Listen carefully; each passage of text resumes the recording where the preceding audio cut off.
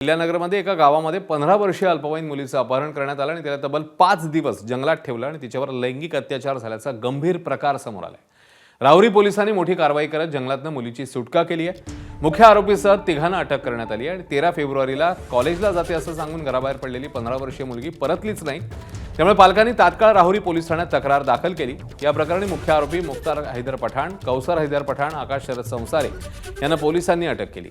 मुख्य आरोपीवर अपहरण आणि लैंगिक अत्याचाराचे गंभीर आरोप ठेवण्यात आले आहेत। या प्रकरणाला आता लव्ह जिहादचा अँगल जोडला जातोय आणि राजकीय वातावरण तापलंय।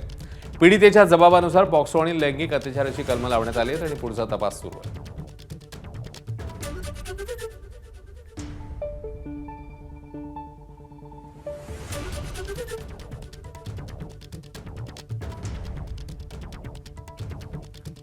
हैदर पठाण याने अपहरण करून नेल्याबाबतचा गुन्हा दाखल करण्यात आलेला होता।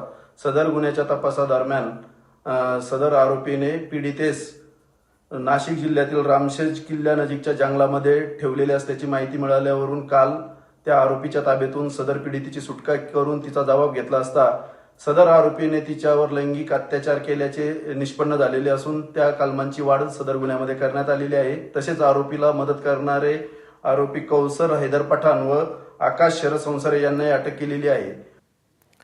दरम्यान राहुरीमध्ये अल्पवयीन मुलीवर झालेल्या लैंगिक अत्याचार प्रकरणी राजकीय नेत्यांनी लव्ह जिहादचा संशय व्यक्त केलाय। लव्ह जिहादचा संशय आहे आणि मुलीवरती 5-6 दिवस जंगलामध्ये अत्याचार केला गेलाय।